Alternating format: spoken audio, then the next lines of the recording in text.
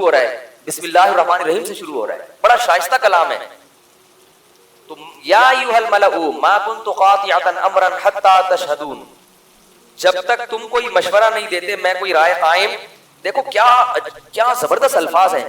یہ نہیں کہا کہ جو مشورہ تم دو گے میں اس پر عمل کروں گی, اگر ایسا ہوتا نا تو مروا دیا تھا انہوں نے. کہا کہ رائے تو میری ہوگی لیکن وہ رائے تمہارے مشورے بغیر میں قائم. یہ بڑی خاندانی, خدا کی قسم اس کے ایک ایک الفاظ جو ہے نا, کیونکہ رائے میں آپ کسی کی رائے کو اپنے اوپر مسلط نہیں کر سکتے. جتنا اچھا فیصلہ اپنے بارے میں آپ خود کر سکتے ہیں کوئی دوسرا نہیں کر سکتا. مشورہ سب سے لے کریں اپنی, جب اپنی ہی کرنی ہے تو مشورے کا فائدہ کیا. سوال پیدا ہوتا ہے بھائی جب اپنی ہی کرنی ہے تو پبلک سے مشورہ کیوں لے رہا ہے؟ غلط بات تو نہیں کر رہا نا میں. سوال پیدا ہوتا ہے مشورہ لینے سے کیا ہوگا کہ اس کے تمام مثبت پہلو اور منفی پہلو آپ کے سامنے آ جائیں. بعض ایسے پازیٹیو پہلو ہوتے ہیں جن کی طرف آپ کی توجہ نہیں ہوتی کیونکہ آپ انسان ہیں, محدود ہے صلاحیت. بعض منفی پہلو ہوتے ہیں اس کی طرف توجہ نہیں ہوتی, تو وہ تمام پہلو سامنے آنے کے بعد اس کو پلس مائنس کرنا آپ کے لیے آسان ہو جاتا ہے. اس لیے اس نے کہا کہ میں خود سے, اگر بیوقوف عورت ہوتی نا کہتی یہ تو مشورے کی چیز ہی, فوج لے کے چڑھ جاؤ سالوں پر, یہی کہتے ہیں نا وہ, یا بھاگ لو یہاں سے ٹھیک ہے, اس سے پہلے کہ وہ آئے. تو اس نے کہا کہ میں فیصلہ تو میرا ہی ہوگا لیکن میں اس وقت تک فیصلہ نہیں کروں گی جب تک کہ تم مشورہ نہیں دو.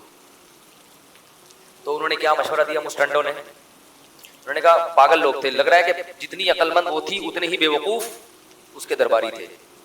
کہنے لگے نحن اولو قوت, ہم کمزور لوگ, کوئی مسٹنڈوں والی بات کی نا, ہم کمزور لوگ نہیں, ڈرنے والے نہیں. نحن اولو قوت و اولو باس شدید, اسلحہ بھی بہت ہے, فوج بھی بہت بڑی ہے, زبردست جنگوں کے عادی ہیں ہم لوگ. ایک اور صحیح, جہاں اتنی جنگیں ہوئی ہیں ایک اور صحیح. والامر الیک, لیکن فیصلہ تیرا ہی ہوگا. یہ بھی ملکہ نے ان کو سمجھایا ہوا تھا کہ جو بادشاہ ہوتا ہے نا فیصلہ, بولو بھائی, اس سے پتہ چلتا ہے کہ اگر آپ کی امیر کوئی عورت بن جائے جو کہ جائز نہیں ہے, لیکن اگر بن گئی تو پھر فیصلہ بہرحال اسی کا ماننا پڑے گا. اس لیے ملک کی حکمران اگر عورت بن جاتی ہے, شریعت میں اس کو پسند نہیں کیا, لیکن جب وہ حاکم بن گئی تو چلے گی پھر اسی کی, پھر میں عورت کو نہیں مانتا. نبی نے فرمایا کہ اسمعوا واطیعوا ولو سلط علیکم رجل حبشی, فرمایا صحیح بخاری کی حدیث ہے کہ اگر تم پر کوئی حبشی غلام مسلط ہو جائے اس کی بھی اطاعت کرنی پڑے گی.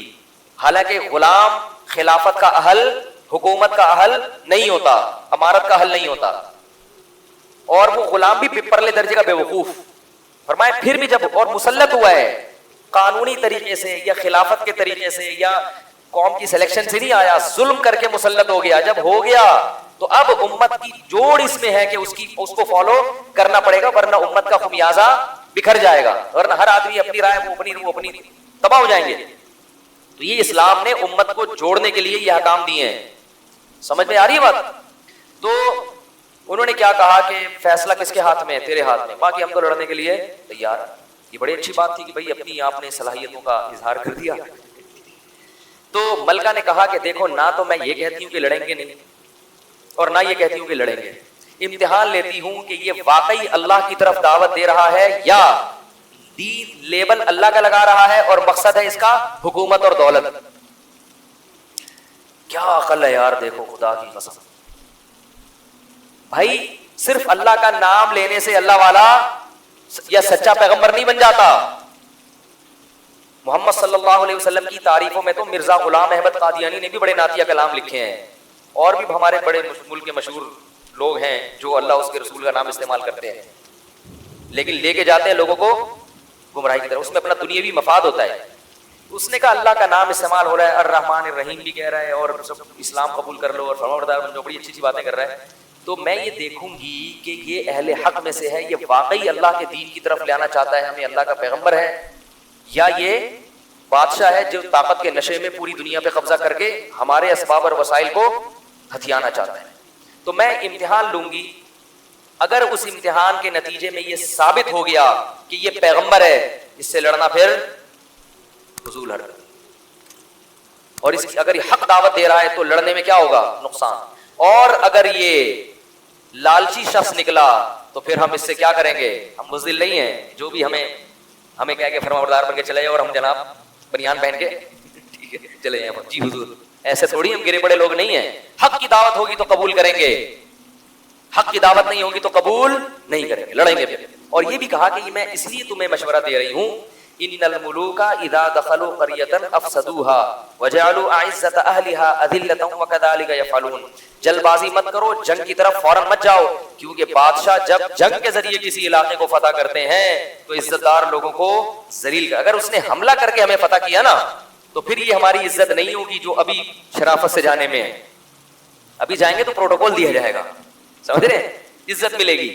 اور اگر جنگ کے ذریعے وہ ہم پر غالب آ گئے تو شہروں کو جنگ میں تو پھر بربادی ہوتی ہے, غلام بنتے ہیں, عورتیں لونڈیاں بنتی ہیں, کیا کچھ ہوتا ہے. تو اس لیے جلدی مت کرو, امتحان لیتی ہوں, دنیا دار ہے, فائٹ کریں گے, لڑیں گے. اور اگر حق کی دعوت دے رہا ہے, لالچی نہیں ہے, تو پھر اس سے لڑنا فضول ہے. پھر اپنی عزت اسی میں ہے کہ عزت اور شرافت کے ساتھ اچھے بچے بن کے چلے جاؤ, پروٹوکول ملے گا کہ بھائی بغیر جنگ کے تسلیم ہو گئی. تو اب امتحان کیسے لیا جائے؟ کیا ایک ایک چیز ملکہ سبا کی ذہانت پر دلالت کر رہی ہے. انی مرسلۃ الیہم بہدیۃ, اس نے ہمیں کہا ہے کہ تم ہمارے ماتحت بن جاؤ.